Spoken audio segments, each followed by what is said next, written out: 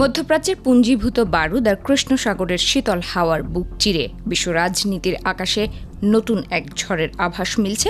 ঠিক তখনই তেহরানের মসনদ থেকে এলো এমন এক ঘোষণা যা নিমেষেই ওয়াশিংটনের নীতি নির্ধারকদের হিসাব নিকাশ ওলটপালট করে দিচ্ছে।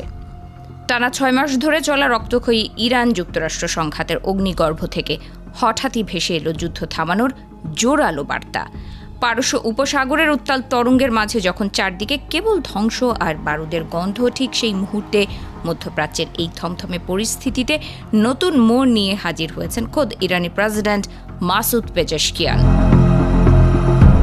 গত প্রায় অর্ধ বছর ধরে চলা সামরিক ও কূটনৈতিক লড়াইয়ের চোরাবালিতে দুই পরাশক্তি একে অপরকে পর্যদস্ত করার খেলায় মেতেছিল। ইরানের ভেতরেও তৈরি হয়েছিল চরম রাজনৈতিক বিভাজন।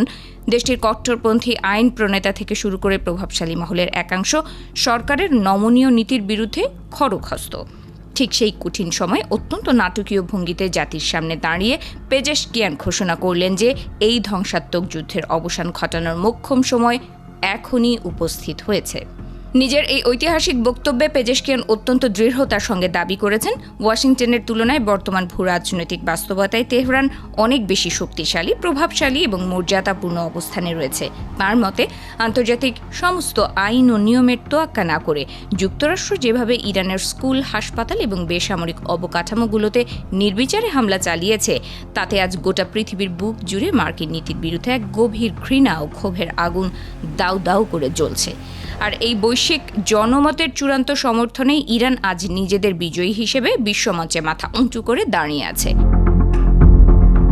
তবে এই যুদ্ধবিরতির আহ্বানের পেছনে রয়েছে গত জুন মাসে ইসলামাবাদে স্বাক্ষরিত বিতর্কিত সেই সমঝোতা স্মারক, যা নিয়ে খোদ তেহরানের অন্দরেই ঝড় উঠেছিল। দেশের কট্টরপন্থীরা পেজেশকিয়ান সরকারের বিরুদ্ধে ওয়াশিংটনের কাছে নতি স্বীকার এবং কৌশলগত জলপথ হরমুজ প্রণালী উন্মুক্ত করার বিনিময়ে বড় ধরনের ছাড় দেওয়ার গুরুতর অভিযোগ তুলেছিল। কিন্তু এদিন সেই সব সমালোচনার কড়া জবাব দিয়ে ইরানের প্রেসিডেন্ট স্পষ্ট ভাষায় জানিয়ে দেন যে ওই চুক্তিতে তেহরানের আত্মসমর্পণের মতো একটি বিন্দু পরিমাণ শর্তও ছিল না, বরং চুক্তির প্রতিটি কড়া শর্ত ও বাধ্যবাধকতা চাপানো হয়েছিল ওয়াশিংটনের ওপরেই। ইরানের এই হঠাৎ শান্তি প্রস্তাব এবং আত্মবিশ্বাসী অবস্থানের নেপথ্যে সবচেয়ে বড় অনুঘটক হিসেবে কাজ করেছে আন্তর্জাতিক কূটনীতির ময়দানে বেইজিংয়ের নাটকীয় হস্তক্ষেপ।